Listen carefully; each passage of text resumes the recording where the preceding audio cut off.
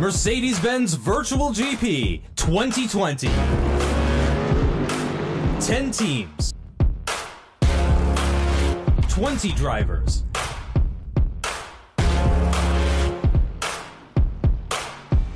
To test their skills at 12 circuits in iRacing. 7 online races, 4 studio races with driver changes, and a big finale with a live audience at the 4 Games Expo. Oh, there it is! There it is! And he is absolutely thrilled, and I'm thrilled for him. For turns 6 and 7. Oh, a bit of a bump between them! Oh, no!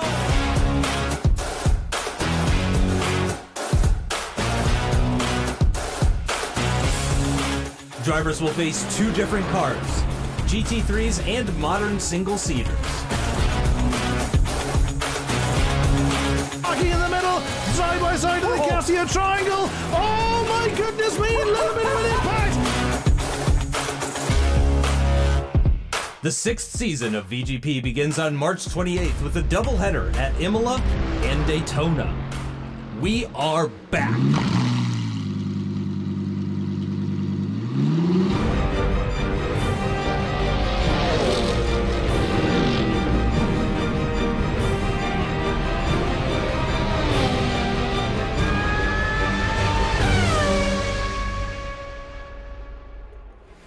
Hello and welcome back to the Mercedes-Benz Virtual GP 2020 season. We're back for the second round of the season, and we've gone from the blue skies of Imola to the bright lights of Daytona for a very different sort of challenge for our drivers. My name is Justin Sutton, and joining me for today's action, it's Chris Buxton. We're over to just inside of the pond this time for a classic of monumental standards. We're on the Daytona road course in the dark. Whilst the track is very well lit, it's very surprising how difficult this track is when it comes to the in-road circuit. So then, this is where the championship kicks off from. The Logitech pairing, Kovacic and Kujela lead the way, then Pastor and Rigel for the Lenovo Legion pair, 3 and 4, Stefanko and Vizzi for Benzino, all in 5 and 6, Korny and Siratek for ESET, 7 and 8, and the Prachata brothers for Thrustmaster round out the top 10.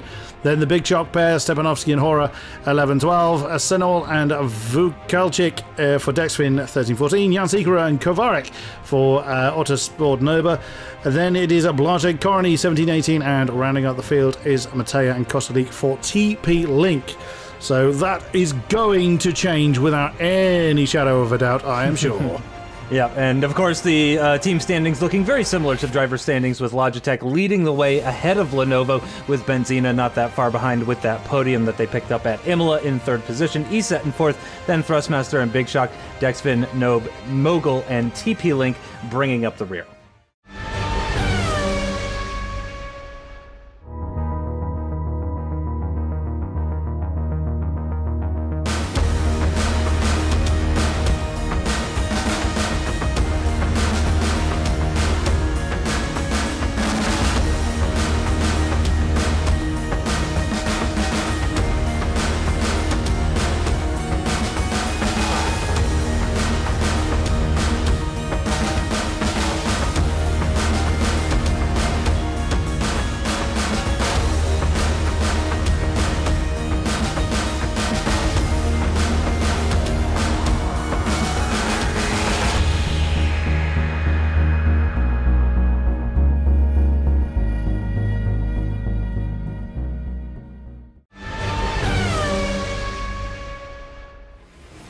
This is what we have to look forward to. Daytona at just gone 9 o'clock in the evening. 5.6 kilometers, 3.5 miles, and 1.5 minutes is the expected lap time. And as you would expect for this time of night, the track conditions are dry and moderately warm. Nice weather, it looks like. Martin Stefanko starting from pole position ahead of the Lenovo Legion car of Pavel Rigel. You can see less than 0.04 of a second between the two of them. Then it's just another 10th down to Vakulchik in the Dexfin car, actually in 3rd position. I have to say, that's a very surprising result for those guys, and I imagine they'll be looking to put in a good result here. And then still very close, actually, just 2 or 3 or 4 tenths to the 3rd and 4th rows of the grid. Big Shock and Nobe will be the ones actually bringing up the rear last time out after a solid midfield run last time at Imola. So they might be a little bit disappointed by qualifying, but I would imagine they're going to be keen to try and make up positions in the race. But the cars ahead of them will, of course, be very interested in keeping those cars behind. But it is going to be quite difficult for them to keep cars behind. There's several opportunities to overtake here. Lots of flat-out sections as well, where you're just going full throttle. Lots of opportunities, and the banking does make things rather easier as well. It's a heavy braking zone into turn 1, and then you're just turning left for quite some time. So it's going to be an interesting challenge here, but I do not doubt the capability of our drivers to tackle that challenge. As we mentioned, the Benzina Orlen car starting from pole position after that fantastic qualifying from Martin Stefanko. But again, the Lenovo Legion car very, very close during that session, seemingly just a few hundredths of a second off of that Benzina car. So we are expecting some close racing. We are going to have, of course, a rolling start here at Daytona for the start of this 1 hour race, and not too much longer before they hit that line and we go racing. There we go. There is the full throttle bellow of the V8 coming from that Mercedes-AMG GT3 car. The Thrustmaster car tucking in behind, not able to go through. Oh, Mogul already taking third position off of the Dexfin car, so not a great start for Dexfin, dropping down into fourth position, but it is Benzina leading the way with Legion right behind. I wonder how long it'll be, Chris, before we see those two start to break away at the moment. Oh, yeah, that's a big moment there. And actually, they didn't break away at all. Lenovo Legion off the circuit. It looked like some contact there, and I think that's going to be an unfortunate one for them. They're going to have to make their way back through the field, but thankfully, Chris, it is a nice long race, plenty of time to do that. Well, there's another one. Oh, no. Oh, that's a much bigger problem. That's the Dexfin car. Oh, dear, oh dear, that is for Kodiak. We didn't quite see whether that was impact or mistake that caused that one. That's a much bigger issue than the Lenovo Legion car. Pavel Reigl did manage to recover in a decent enough time to join the back of the field. Oh, goodness me, Mr. Blage getting the tail out on the Mogul car. Now, that might seem strange. It is a relatively gentle corner, turn 6, coming out of the infield section onto the banking, but because that rise onto the banking is actually much sharper than you think, it's much easier than you think it is to lose the tail at that particular point. There is Kujela. He thought about an inside maneuver. He was too close to the bus stop section here, turns 8 through to 11. If he tried to banzai that on the inside of turn 8, that would have gone horribly wrong. Very nicely done by Kujela. Oh, Vakulchik, that is not a happy looking Mercedes. He hit the barrier pretty hard. You can quite clearly see the extensive damage to the front, particularly the front right portion of that car. He will be bringing that into the pits, I would have thought. There is Costly. TP League up to third position, chasing the Mogul car. They had a terrible run last time out at Imola. Did the Mogul team looking for something much more special, and they have had a great start to do exactly that. Oh, Kujala! Now, Prachada saw that coming. It's given a lot of racing room, probably more than he needed to down into turn 1. But, you know, David Prachada choosing the kind of safer option to give the racing room. If he defended the inside line, he might just have been able to hold that. But Kujala back up into 4th after a bit of a shaky start for the Logitech team. Looking very nice, looking very racy as well. And yeah, I'm not sure if that was just Pachada providing some extra room, or if he just went a bit wide. That's a difficult one to try and spot. But we continue to focus on this battle for what has become second position. You can see just off in the distance there, getting into the braking zone, was Martin Stefanko, who has held on to the lead for the opening lap and a bit that we've had onto. Coming back onto the banking once again, as Chris correctly said, it is very easy to lose the back end as you come onto that, as it just changes sort of the pitch of your car, and it can just really cause some issues for you. But down the banking they go at over 240 kilometers per hour before it starts to level off on the run down towards the bus stop chicane. I'm not surprised that we saw which car was it the last lap backing off, because going side by side into the bus stop, pretty scary. You can see the apex speed over 150 kilometers per hour through there, so it's not exactly an overtaking location, and it's really only single file, to be totally honest, especially with that many cars. And here it is, yeah, and there is where Michael Blazek in the mogul car just made that slight contact at the back of the Lenovo Legion, his old team. So that's a bit of a funny one, unfortunately, sending his old team's car off into the grass and the gravel and all of that kind of stuff. But look at that, looking pretty comfortable for Martin Stefanko. We're not even 4 minutes into this race, and he's almost got a 3-second gap.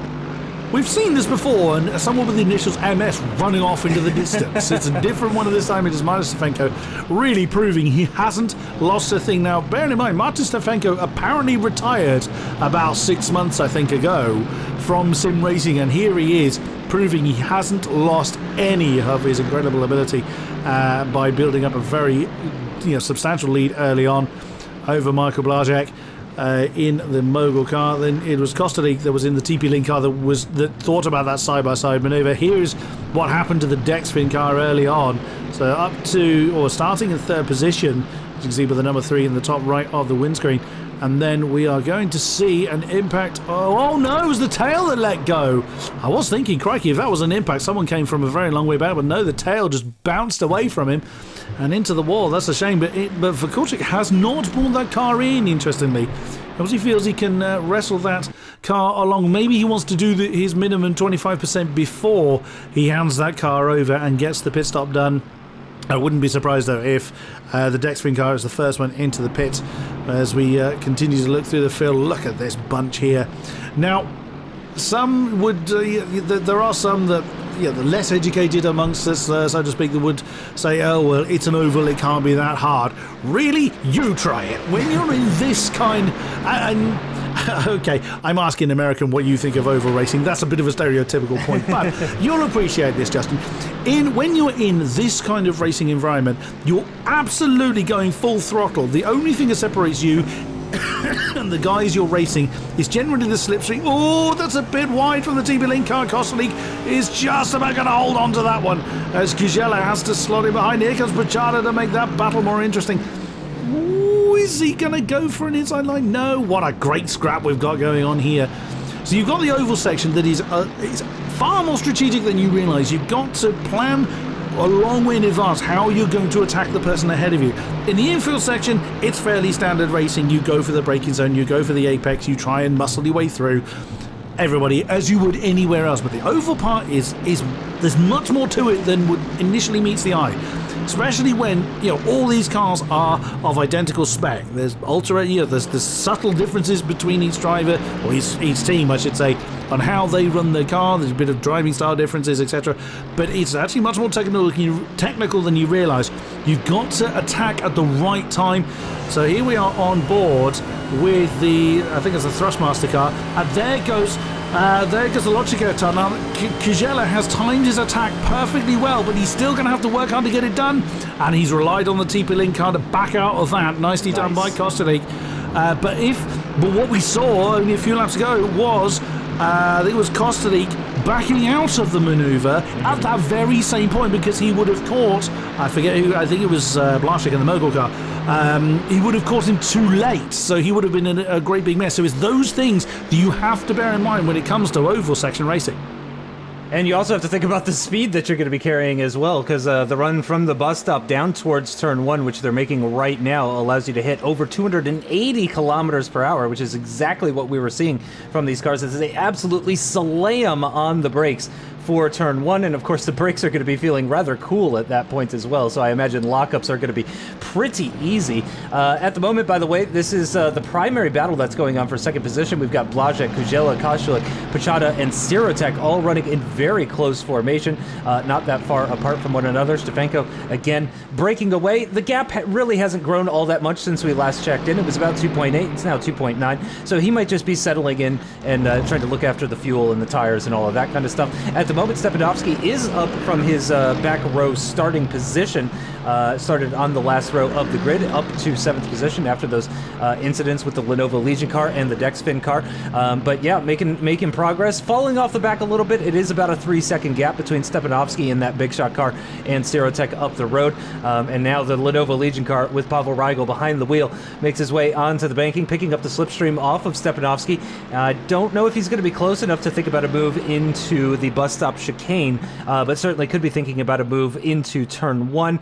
The road just flattening out there as they come off of the banking, and yep, this is a perfect example of what Chris and I have been talking about.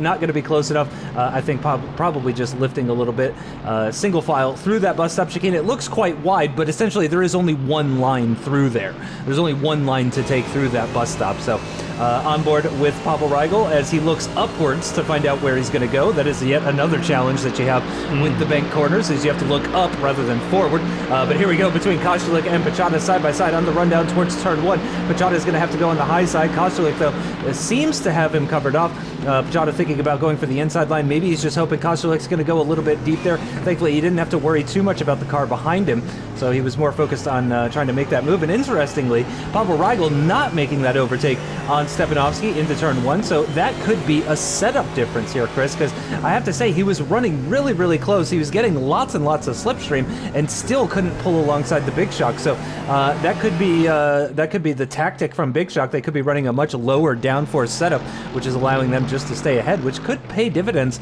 later on, because at the moment it seems like Rigel is struggling to get past that Big Shot car. There is Martin Stefanko still leading the way. Last lap was a 1:44.5.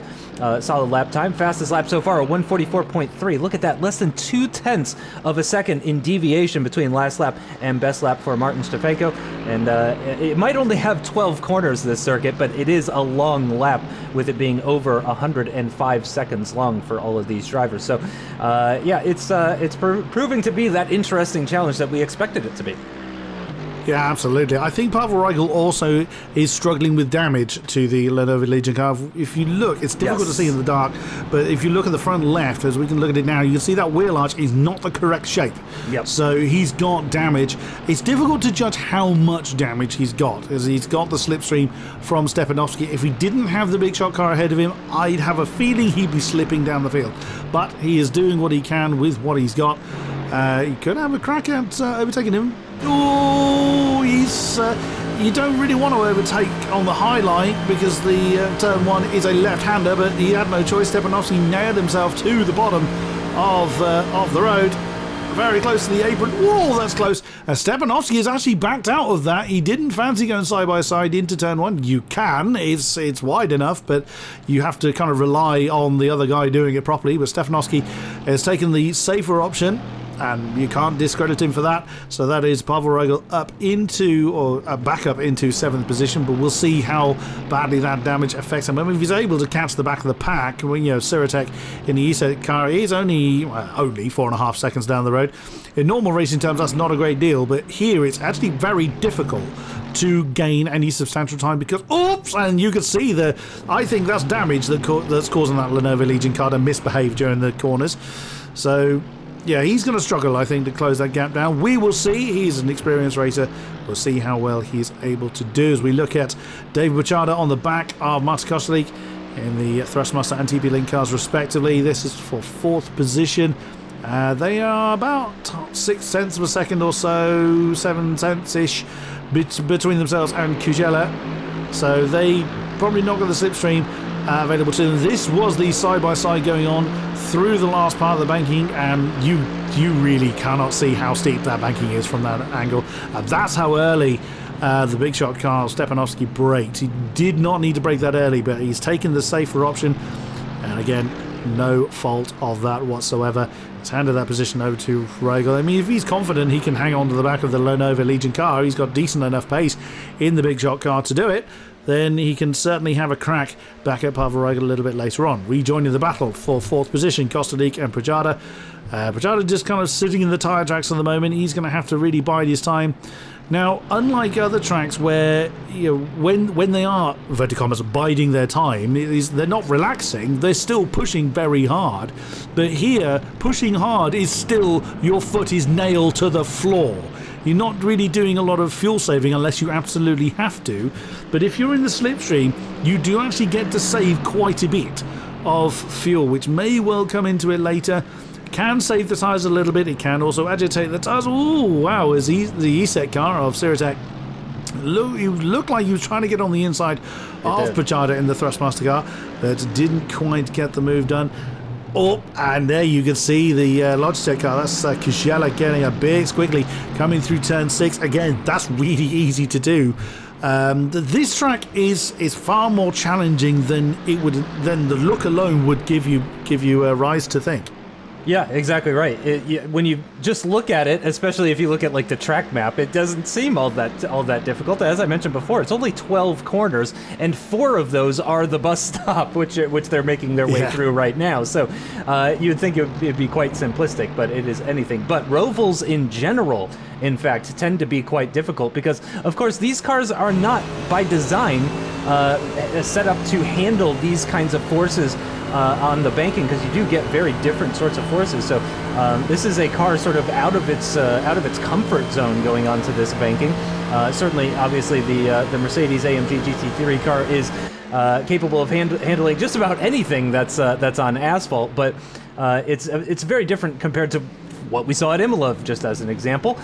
For a moment there, I thought we might see Sirotek trying to sneak up the inside on the Thrustmaster car of David Pachada into turn 1, but everything remains as they were for the meantime. Meanwhile, just doing a quick check-in on Stefanko and what's going on with him. He has built another 1 second gap since we last checked in. It's now about 3.8 seconds at the moment, but also, like I said, I have a feeling that he is just kind of taking it easy and just managing that gap, and we'll see. We'll have to see about the strategy. Now, that was definitely a talking point for us last time out, Chris, at Imola. We were a bit surprised about the strategy calls. We thought it was going to be an easy one-stop race. We expected drivers to come in anywhere between the 40 and 20-minute marks, essentially, to come in for their one and only pit stop and to change drivers and all of that kind of stuff. But with this one, we now know that it could potentially be a 2-stop. We saw some 2-stops. We even saw a 3-stop at Imola, although that one was not intended to happen.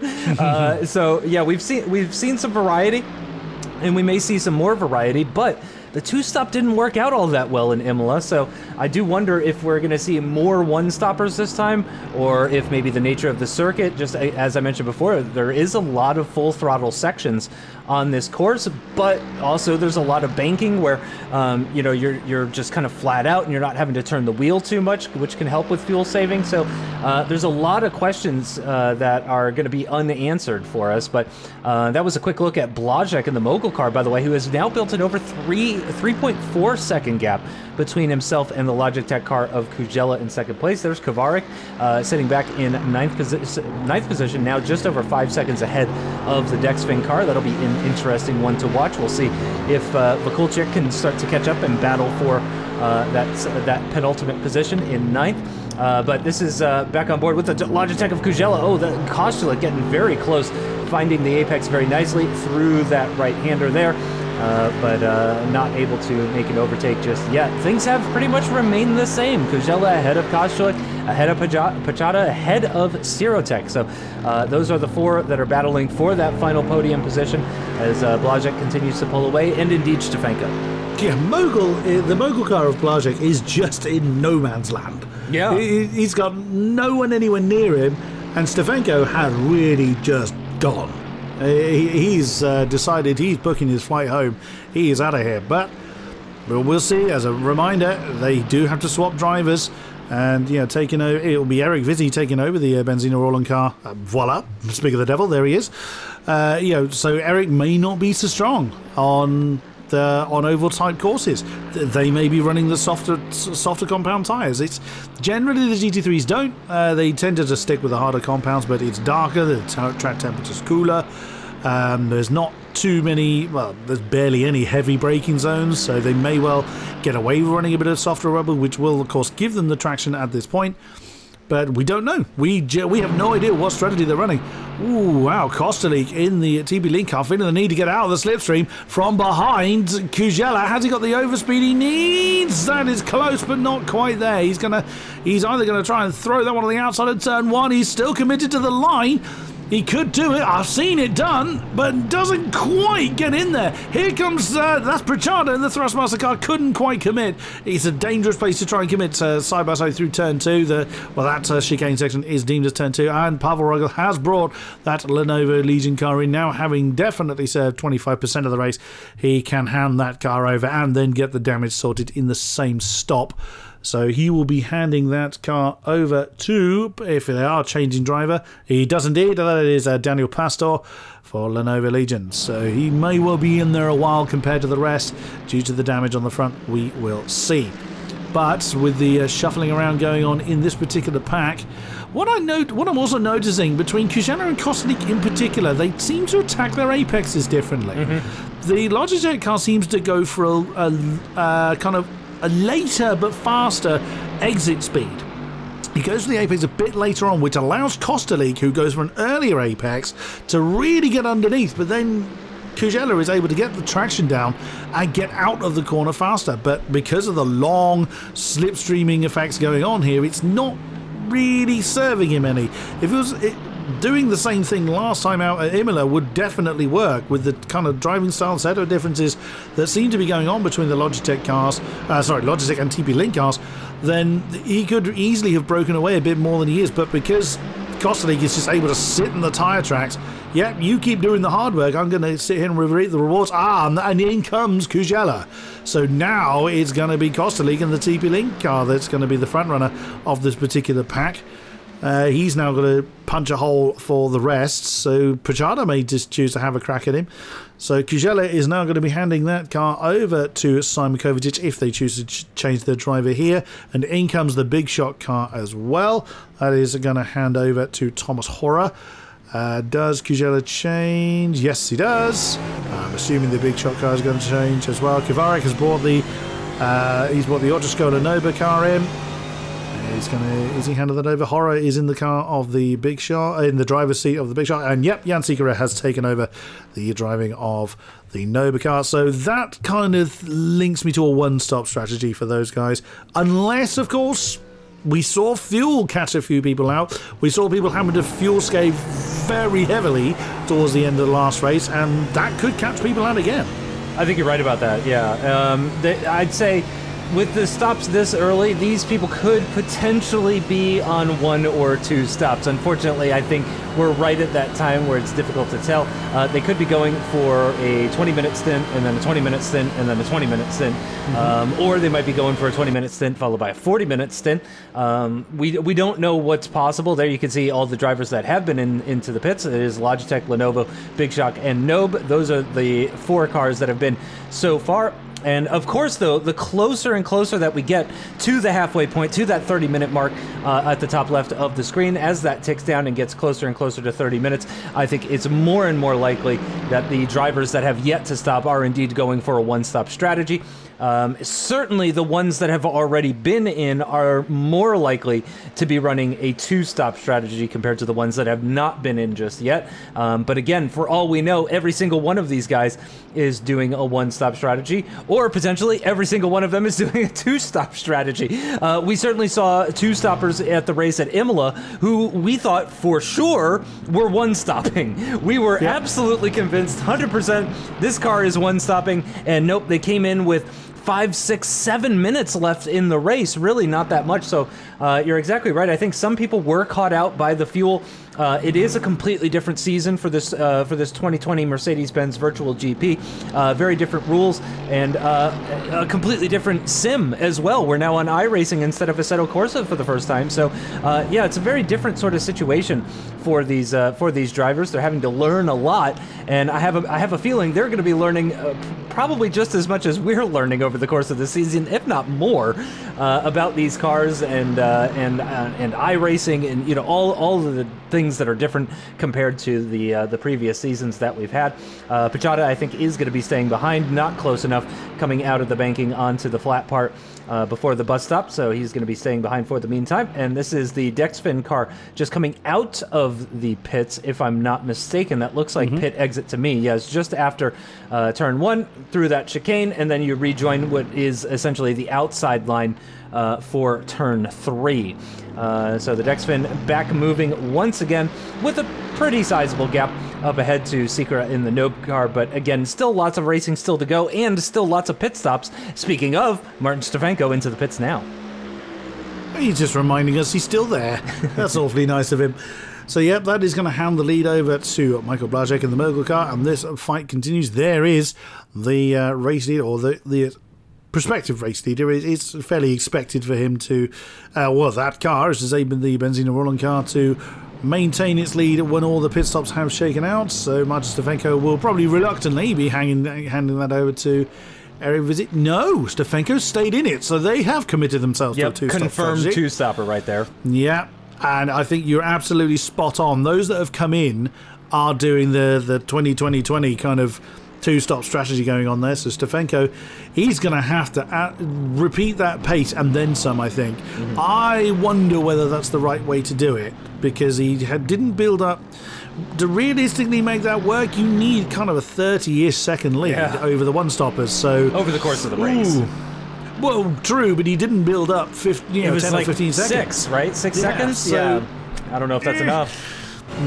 Unless they've got a fuel save like mad by the time they get to the end of the race. I'm not convinced about that. However, as you already said, Justin, we got really proved wrong with our pit stop predictions last week. It's something I'm known for. I'll make a pit stop prediction and it will be proved wrong pretty swiftly. So the top 4 yet to come in. Blazek leading the way as we are once again looking at the back of the TP Link car in Kostely's hands, on board with David Pichada in the Thrustmaster car. Very closely behind, literally 0.4 of a second behind, is Sirotek in the ESET car. And in comes, I think that was Pichada coming in. That is Blazek coming in. I did see too, I think. Yeah, so the top 3 have come in. Yeah, top 4 have come in. So that's a little bit closer to a potential one-stop. We will see. Everybody is kind of doing the two-stop strategy, just with mixtures of, timings on who's doing what. But everybody except for Stefanko has changed driver, I believe. I think you're right. Kovacic, I think, hasn't changed. That's... Or was it Kujala? No, it was Kujala. It was Kujala. Yes, it was. No, I beg your pardon. So, no. Knew it. As soon as I said it, it's been proven wrong. Blazek hasn't changed. So the Mogul car is on 2 stops. The Thrustmaster car has changed. It's now Lucas Pichada. TP Link has changed. It's now Matea. And ESET has changed. And that's now Corony. So it's only the top 2 cars have not yet changed drivers. So they must come in again to do so at some point within... I think they've got to have about 20 minutes-ish on the clock. Wow, Kovacic, you drove that indeed. But yeah, that particularly puts pressure on Blazek, because, again, he has no one to slipstream off of. Neither does Stefanko, but Stefanko was in the lead to start with. So he's got a little bit less pressure on his shoulders. We will see. Again, exactly as you said, Justin, we don't know. We have no precedent to base how these guys are performing, as the structure of the league has changed this year, and the sim, crucially, has changed. It's all up in the air. I mean, the rule book almost means nothing. Yeah, exactly right. At the moment, I have to say I'm very interested about specifically the 3 teams that just came in and did driver swaps. So I'm talking about Thrustmaster, ESET, and what was it? TP Link. Those 3 just came in within the last couple of minutes and did their driver swaps, whereas Blazek, obviously still in that Mogul car, came in at around the same time. We know for a fact that the Mogul will need to stop again, but those other 3 that came in at about the 35-minute mark, they don't have to stop again. They could go all the way to the end. So it'll be interesting to see if they start to drop back. That could mean that they're doing some fuel saving, that they're trying to save the tires, that they're just trying to make it to the end. So it'll be very interesting to see, for example, if Pichada and Corony come under heavy attack from Pastor in the Lenovo Legion car, because potentially, we believe Pastor is more likely to be two-stopping compared to those guys. So we know he's very quick as well, so that also, you know, just because he overtakes doesn't mean it's a strategy difference. It could just mean that he is actually outright quicker at the circuit and in this car and all that kind of good stuff. But yeah, I'm definitely going to be keeping my eye on Pachada and Korony and Mateja. These are the ones, again, that did the driver swaps and were the latest pit stoppers. They were essentially the latest ones to do driver swaps. They could potentially be on a one-stop. It would be difficult to do, but we did see the one-stop was successful last time out. We don't know what their practice sessions were like, obviously. That would provide a lot of insight, of course. If we were watching their practice sessions and that kind of stuff, we would have a better idea of how many laps they can go really before they start to run out of fuel or before the tires start to fall away, all that kind of stuff. But since we don't have that information, essentially we just have to use logic, our best guess, our educated guesses, if you want to call it that, slightly educated guesses. So that's essentially what we're working off of at the moment. But yeah, we really just do not know. Sikora, as we mentioned, now behind the wheel of that Nope car, pretty close to the back of the TP link. That could be a battle that's going to be developing relatively soon. There is Martin Stefanko in the leading Benzina car at the moment, but again, just as a reminder, that is one of the cars, along with the Mogul in second position, that we know for a fact has to stop again. So that could make things very interesting towards the end. How many other people are stopping again? Only time will tell. Indeed, indeed. Also interesting that Stefanko lost a good 3 seconds to Blazek. There is the Mogul car in the background as we're looking at the Benzina Roland car in the hands of Stefanko. Now that lead was around about 6 seconds or so before they came in. It clearly isn't that now. It was about 3.5 there or thereabouts last time around, and there it is. It still is 3.5 seconds. So Stefanko may be opening that up tiny bit. But we didn't really see where Stefanko lost that time. The only thing I can think of is that Stefanko's stop was longer.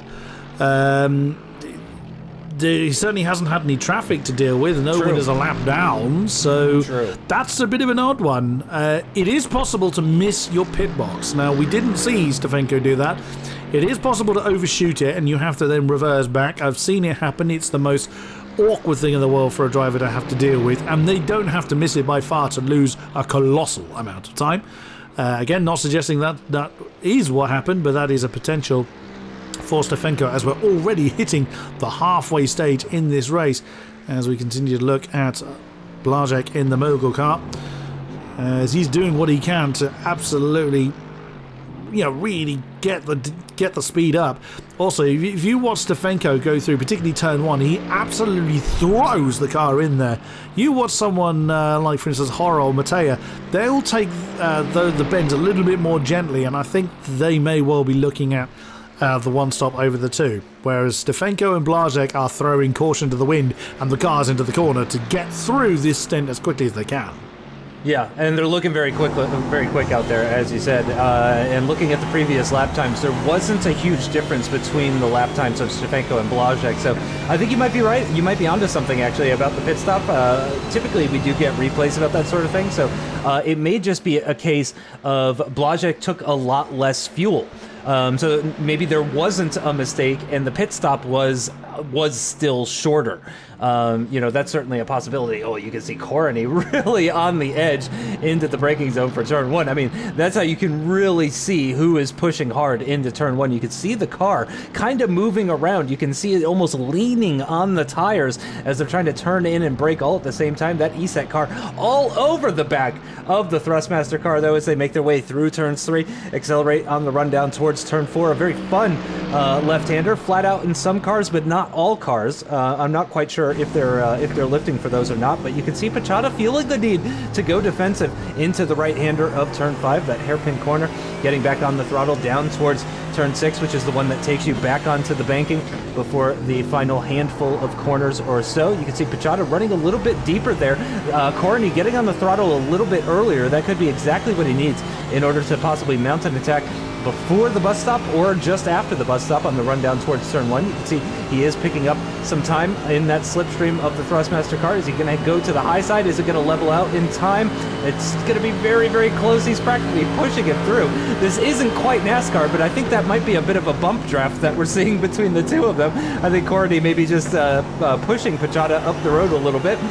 He said, you know, since I can't overtake you here, we might as well get a little bit closer to the car up the road, which is Kovacic in that Logitech car that's holding on to that third place position. It's about 4.7 seconds at the moment between the Logitech and Thrustmaster cars. But here we go. Corny has another attempt here. Is he going to be able to sneak up the inside line? No, not quite.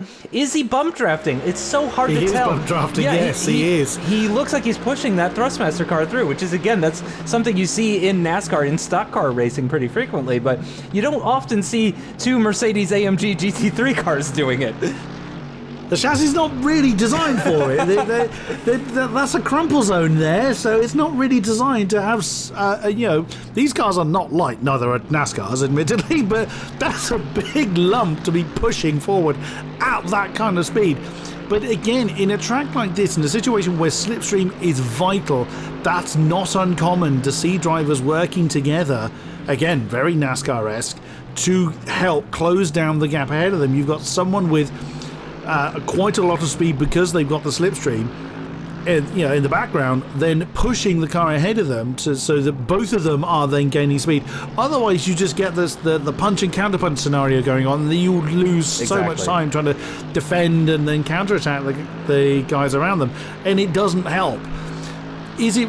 Are they realistically going to gain enough time? I mean, they're chasing Kovacic in the Logitech car, who is about 5 seconds down the road. In a very long race, it's very much a wise tactic to do. I don't know that they're going to gain a lot by doing it, but fair play for giving it a try.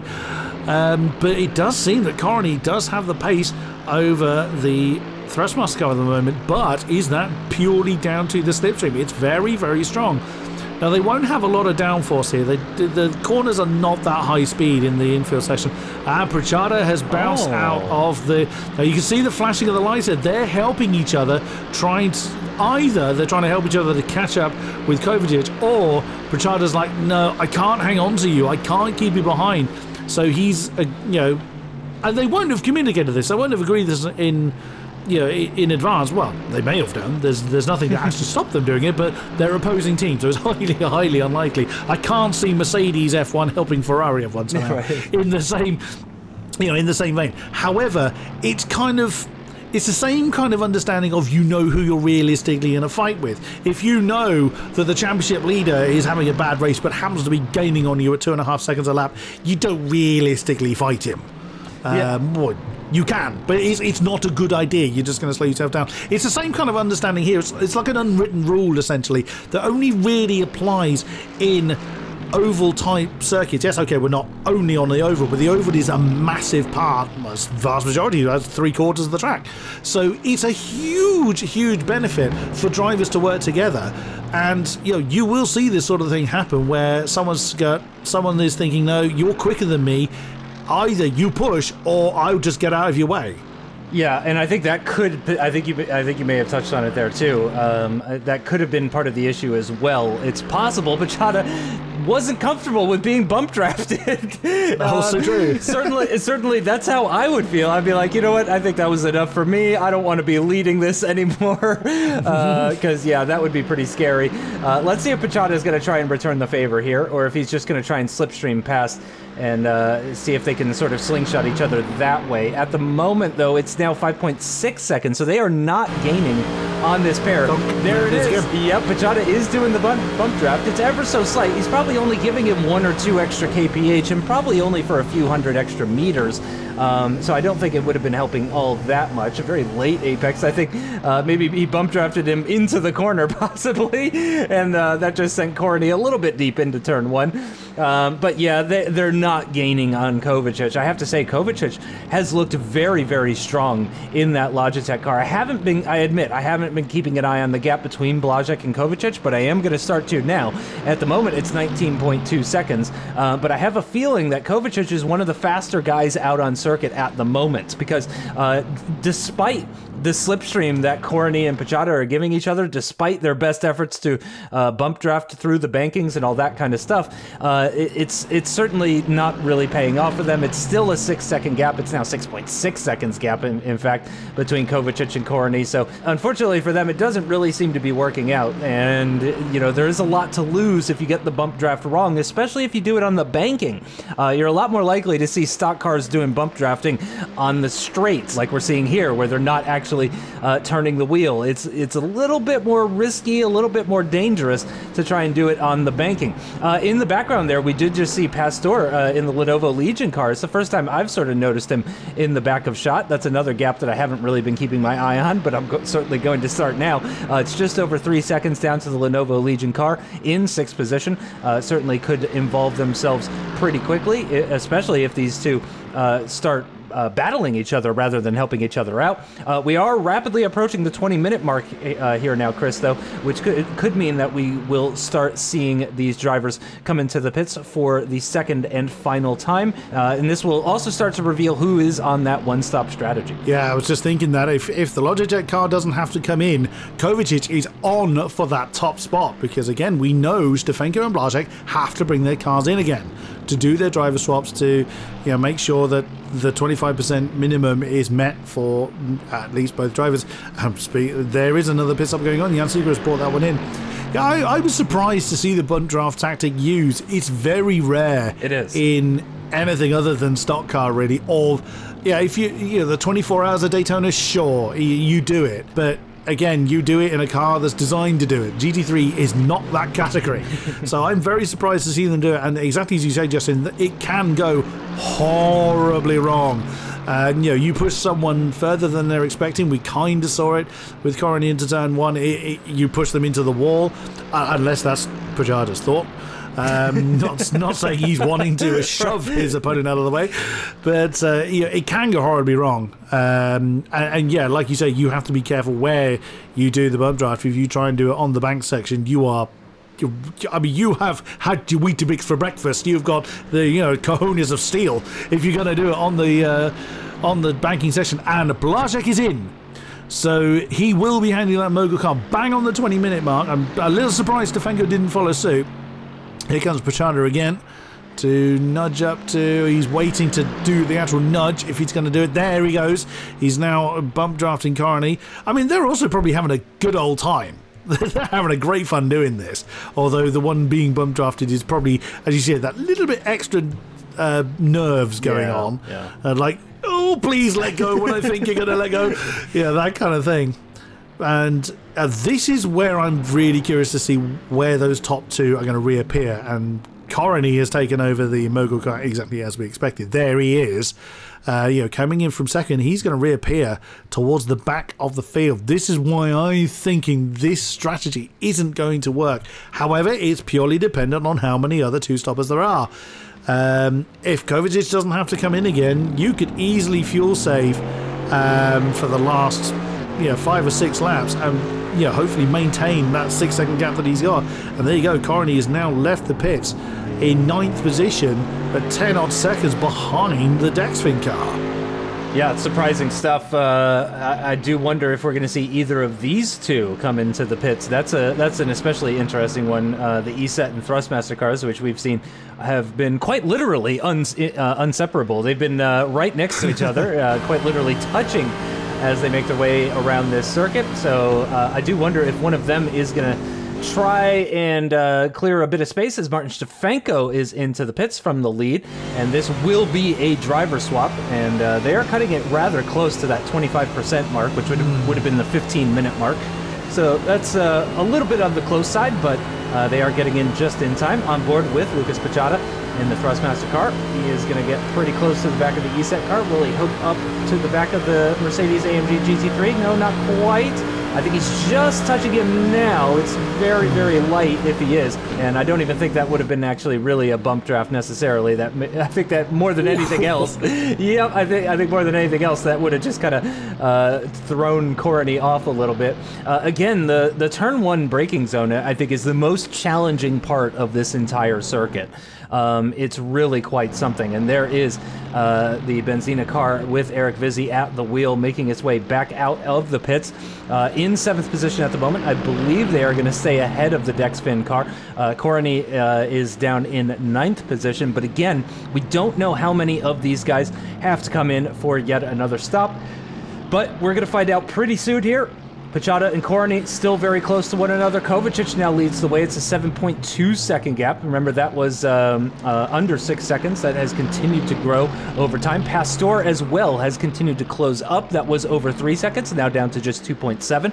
So he is closing in. It's not a massive rate of knots, though, to be totally honest. It's only maybe a tenth or two per lap at most. So Pastor is not exactly flying up to the back of this pair, but he is quicker.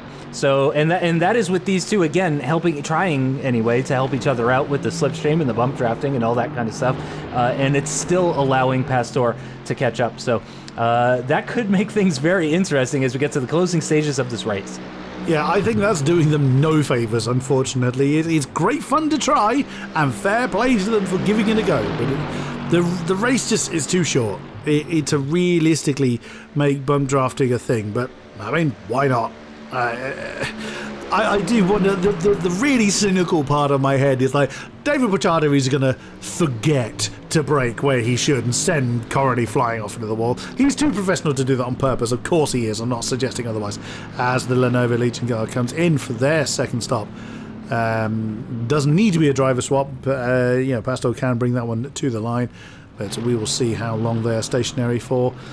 I'm still convinced that the one stop is the better way to do this particular race, but, well, I'm not the one on the driver's seat, so I genuinely have no idea what these guys have practiced, what they've discussed, and how well they have made this GT3 car do this kind of distance.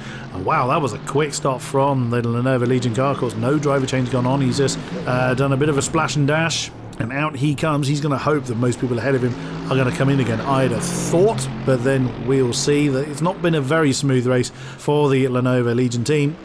For one reason or another, not entirely their fault. But again, another thing that also comes to mind is the bump drafting these guys are doing could also be an element of fuel saving. Now, if we think about that logically, you've got Pachada that is in the slipstream, so he's using less fuel to gain the speed he needs, and he's pushing Corny, who then theoretically, purely basing this on theory because I've never seen this done in GT3 cars. I think this checks out. I think your logic checks out here. Yeah, so Corny's using less fuel to maintain his speed. So the theory is there. I'm glad you agree with me, being more of an expert. And Kovacic hit in, so he couldn't take that one to the line. So have Pachada and Corny really pulled the masterstroke here. This will be fascinating to see. Here's me saying that the bump drafting's done them absolutely nothing. For all I know, it's given them the top 2 spots. Yeah, again, they were the ones that came in for their driver swaps closest to the halfway mark, so I do think that the ESET and Thrustmaster cars are the most likely to pull off a one-stop strategy here. The Big Shock is into the pits as well. Kovacic is still in the pits. I don't know if he's stationary. No, it looks like he's just exiting the pits now from 5th position, and I believe he's going to hang on to that 5th place position. We know for a fact that the Benzina does not need to pit again. The Benzina was in 5 minutes ago, so the Benzina is going to be going to the end with Vizzy behind the wheel, no doubt about that. Senol in the Dexfin is just coming into the pits for what we will assume is the final planned stop. The Big Shock with Hora behind the wheel, still stationary in the pits. Pachada doing a bit of light flashing. That's one of the benefits, of course, of doing night races, is that you can somewhat communicate to each other. They're not doing Morse code or anything like that. If there's anybody watching that thinks there might be some sort of secret code that they can crack, nope, there is no code. It's just flash, flash, flash, flash, flash, flash, flash, flash, flash, flash. That is to, you know, tell them whatever it is you're trying to tell them. It can that's the problem too. It can mean a number of different things. It could mean bump draft incoming. It could mean I'm about to pit. It could mean I'm about to overtake. It could mean a number of different things. So you have to kind of infer the meaning. But here we go once again with some bump drafting through. Actually, they're just going to get through the banking and start to push now. Is either of them coming into the pits though? The ESAT car of Corny moving over to the left-hand side made me think that they might be coming into the pits. I think that may have been him saying, you know what, I don't want to bump draft this time. No, thank you, sir. I would prefer to just take this corner the good old-fashioned way. As you can see, oh, Pachata getting very close to that inside barrier at turn 1, and you do get very close to the barrier there at turn 1, actually, as you come off of the oval and onto the road course section. And here's another big difference in racing lines. One of the great benefits, I think, of this kind of helicopter cam that we get to look at. We can see the vastly different lines that some of these drivers take through some of these corners. And you do see a lot of different lines because there is a lot of like hairpin type corners, in particular 3, 5, and 6. As they're just making their way through 5 down towards 6 now. So it's essentially 2 hairpins back to back. This one, though, turn 6, in my opinion, it's much more about the exit than the entrance. You really want to make sure you're getting a good exit here because, of course, you are going to be full throttle all the way through the banked corner of turn 7 and then all the way down towards the bus stop turns 8, 9, 10, and 11. So it's really important to get a good exit as you come onto the banking out of the road course section. And Pachata is not going to be close enough to go side-by-side or bump draft or anything like that. He's going to hang behind for the meantime. There is that one line. That's what I talked about before. I was talking about the one line through the bus stop, and that was the line. We just saw it right there. You don't really go side-by-side into the bus stop. I mean, you could be side-by-side into it, but you won't be side-by-side through it, is, I guess, the best way to put that. You're not going to be coming out of it side-by-side if you're going into it side-by-side. No, you'd come out backwards if you went into it side-by-side. Yes. Yeah, you just can't do it. I bet you anything, if these guys are going for the one stop, and it certainly looks like that's exactly what their plan is, I bet you anything in the last 7-ish minutes, all bets are off. I bet you that's when they're going to start punching and counter-punching, because they have got 10 seconds to the good between themselves and the CP-Link car on Matea. If they've got the fuel, if they've got the confidence, if they've got the stamina left as well, because you have to really concentrate when you're doing something like bump drafting. You take your eye off the ball for a second and it's likely you're both off into the dust, and you'll have to really then explain what the hell you were doing to the guy you were pushing in the first place. But yeah, the flashing lights point you were bringing up earlier, it does mean many things, although most times I've seen it used, it's generally a, shall we say, a less than complimentary response to the move that's just happened before it. Although what we've seen between Pachata and Corny has most certainly been some kind of coordinated effort as opposed to what the hell do you think you're doing kind of response. As we look at Kovacic in the Logitech car after their last stop, let's put them in 5th position.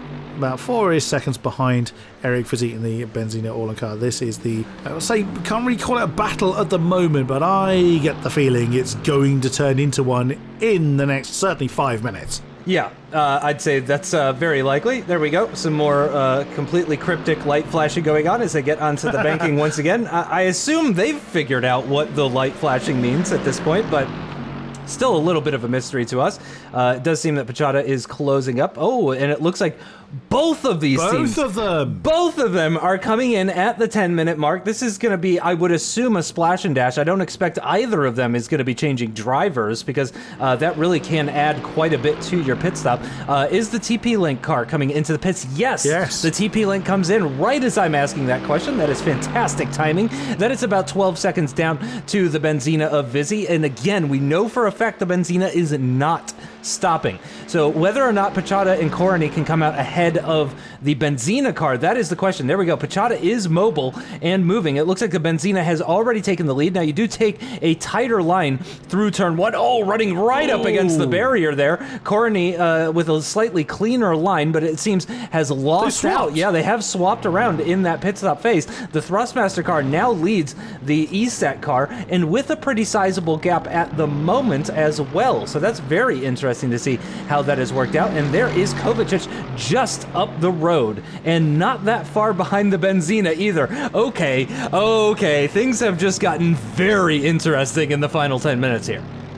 Once again, another prediction of mine was wrong. So there went the idea that if they could have made the one-stop work, then they were really onto it. But again, the fuel tanks may not have been big enough to actually do that, irrespective of the bump drafting going on. It's going to change from course to course, too, as far as how much fuel, how much distance it's going to allow you to do. Yeah, totally. So, yeah, it is gloves off. Come on, then. Who really is the quickest? As the Benzina Orlan car, have they played their strategy brilliantly well? I mean, the colossal gap that Martin Stefanko built up in the first half of the race before handing that over to Eric Vizzi is almost all intact. It was around about 6-ish seconds. It's now just under 5. So Kovacic, if he wants that top spot, he's going to have to absolutely motor, and that's going to be hard to do. Bearing in mind how similar the straight line speed is going to be in these things without any kind of slipstream assistance. So Kovacic might have to settle for that second spot if Eric Vizzi does not make a mistake. As we look at the wooden spoon avoidance between Jan Sikora and Senol in the Nobe and Dexwin cars respectively, again that damage being inflicted very early to the Dexwin car has not helped whatsoever. There is Kovacic doing what he can to reel in Eric Vizzi, and that is the view that he's got. So the carrot is very much in front of his face. Last lap around was about, I think it was about 1.2 seconds to Kovacic's favour, so he's quicker, but does he have enough laps left? It's going to be close between those two as Senol, he's going to try and cut underneath, on the apron, underneath Jan Sikora. That's very risky because the apron is flat and the banking is very sharp when you do that, but he has managed to rejoin the circuit. And look how twitchy the Dexwin is. Now that I didn't expect. It's Jan Sikora a bit more cautious coming through turn 1, and my goodness me, that Dexwin is dancing everywhere. But Jan Sikora has held the inside line coming through turn 3. And still Zenol is still in there. Stanislav Zenol is hanging on in there coming out of turn 3. Can he hold it through 4? No, he's backed out of it, and probably quite wise because it's really narrow. That speed coming through turn 4. I have seen it where someone's gone wrong at turn 4 and wiped someone out in between the turn 5 where we are now and turn 6. So that I've seen happen before, and Zenol was probably quite wise to back out of that. But wow, these two are going to be fighting to the line, I suspect. And it looks like, as you just for the viewers at home looking at the top left-hand corner, 2 stops for everybody. So yeah, clearly fuel consumption a bit more of an issue actually here at Daytona. The logic in my brain was trying to figure out which way that might go because of the banking and the amount of flat out time. Of course, you're full throttle for a lot of the lap, which tends to mean you're in higher gears, which could mean better fuel consumption. When you're in higher gears, obviously, if you're driving around town in first gear, you're gonna have a lot worse fuel consumption than if you're in 4th gear or 5th gear, just in your road car. So that was telling me maybe the cars will actually be able to go further, but they're driving around in top gear at top RPM, essentially. So they're really guzzling the fuel, really, it seems, at this circuit, and that's meant an easy 2-stop for everybody. Some people just spacing that out a little bit. I have to say, personally, I would prefer. And I don't know if this is the OCD in me or something, but I would prefer to do like a 20-20-20. And there goes the deck spin after some contact with the Nobe. Is going to go for a bit of a spin at the exit of turn 1, and that is going to be the end of that wooden spoon battle. So Sikora is going to hold on to that 9th place position unless there's any sort of penalty, but I don't think that's the case. I think the deck spin was the car behind and just kind of some slight contact. But here we go. Kovacic's last lap, a 144.3. Of course, the Benzina car in this battle for the lead with the top 4, the Benzina car is on the oldest tires out of everybody. And we know Kovacic has been quite quick as well. So there's less than 4.5 minutes to go in this race before we hit the 0 on the timer. So I have a feeling at the moment that Kovacic is probably going to do this. Look at that last lap. Yeah, 0.8 of a second quicker than the Benzina car, and actually closing right up to the back of Vizzi. through that first corner as well, getting really hard onto the brakes and really just very brave into turn one was Simon Kovacic in the Logitech car. Closes right up to the back of that Benzina that took home the podium last time out at Imola. It is now properly red versus blue. Oh, and they both have the white fronts as well on them. So this is really good red versus blue stuff. Really enjoying that. At the moment, though, still a 4-second gap between. Oh no! And Kovacic has absolutely pressured the Benzina car into a spin. That's at turn 5 at the hairpin, and that is going to lose the Benzina car not 1 position, not 2 positions, but 3 positions from 1st to 4th with less than 4 minutes to go in this race. That is an absolute disaster. You can feel the grin on Kovacic's face from here. Oh, Eric Vizzi, what a shame. And he will feel sick from that because Stefanko's efforts were incredible to build up that lead. And the lead was shrinking. And that, you know, in fairness to Eric Vizzi, unless he's made a mistake, unless there's damage on there, I suspect it is tyre related, as you were saying, Justin. I think there is either... I can't imagine it's overheated tyres unless he's had a spin that we haven't seen, which is certainly possible. We've seen enough, you know, people going a little bit sideways at certain points, and here is a replay of it. Oh, you got a feel for Eric Vizzi, and there it is. It does look like these things do have ABS, which causes the brakes to go on and off like that, and it can cause the car to become a little bit unpredictable. But you got to think of the amount of laps they've done, he'd know where his braking point was. And again, I mean no disrespect. I'm just saying that it's such a simple driving error, but under the pressure that he was having from Kovacic, you can understand it. Eric Vizzi being a newcomer to these parts, but he was doing a great job up there in the lead. But this man, Simon Kovacic, is he's going to be enjoying this, but equally he can't be complacent. Well, we've only got a couple of laps left. It's still time enough for him to stick it in the wall. He's been around these parts long enough to know that, but he's done nothing wrong. He's done brilliantly well in the Logitech car.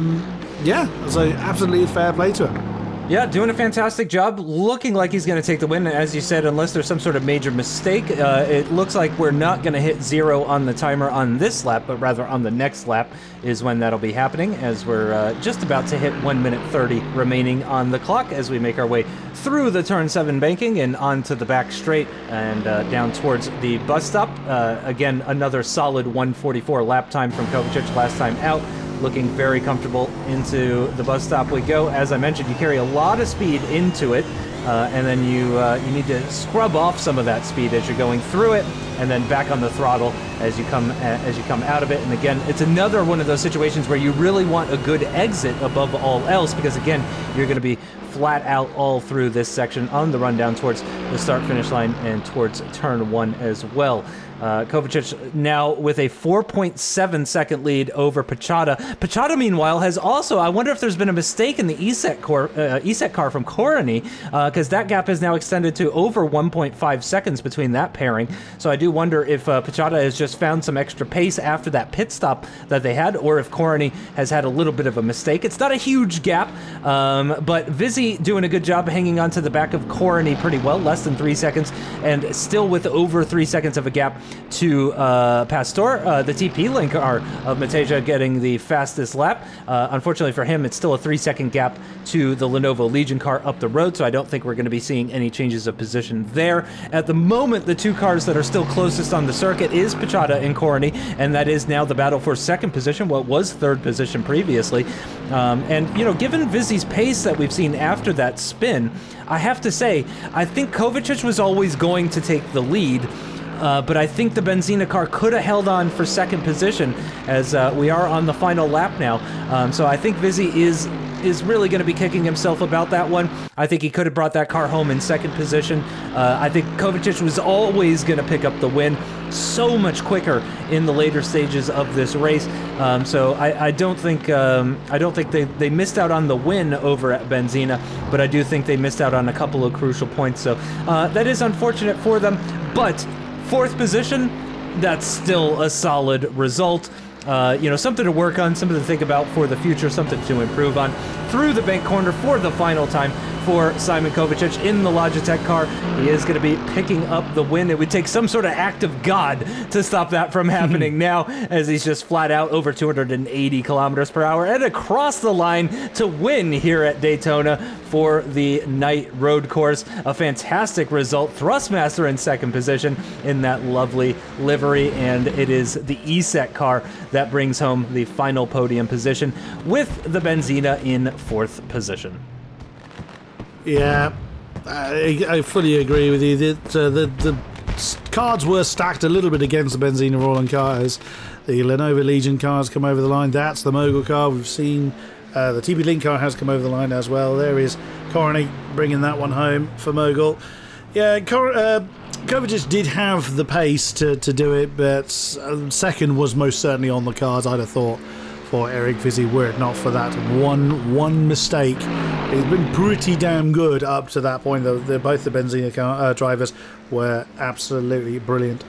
Throughout there is Jan Sikora in the Autoscola Lenovo car in 9th position. Zenol has had a pretty rough time in that Dexfin car. And that is the nature of the beast. Daytona is a difficult track to get right, lap on lap, under this kind of pressure. So well done to all of our drivers.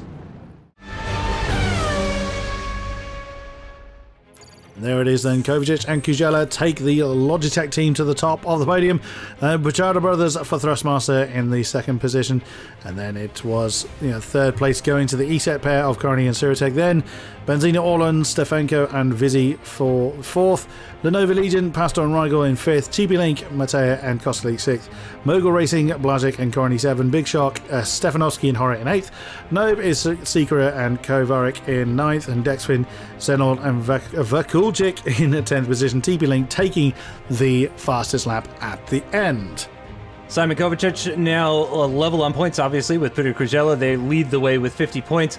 And then it's Pastor in third position, ahead of the Pachata brothers and Pavel Rigel, thanks to that fastest lap that he got. So proving that that is quite useful. And then look at that. Stefanko, Vizzi, Korony, Sirotek all on 31 points. Very, very close in that part of the field. Then it comes the Big Shock drivers. Mateja in 13th. Then it's Blažic and Korony. And then Kostulik and the other TP Link car, the other TP Link driver. Then it's Nobe and Dexfin drivers with 15 points apiece for all of those guys. Logitech leading the way quite comfortably at the moment, but that can all change. It's a long all season ahead of us. Then Lenovo Legion 2 fighting off Thrustmaster just a point apart. Then Benzina Orlan and ESET level on 62. Bit of a gap between themselves and Big Shock and TP Link on 36 and 33, 6th and 7th respectively. Mogul and Nobe with Dexfin at the tail, but so close in the second half of the field. Extremely close in that team's championship. Really excited about this season. That's going to do it for round 2 of the 2020 VGP season. We'll be back later this month with round 3 from Donington. Thanks for watching, and we'll see you next time.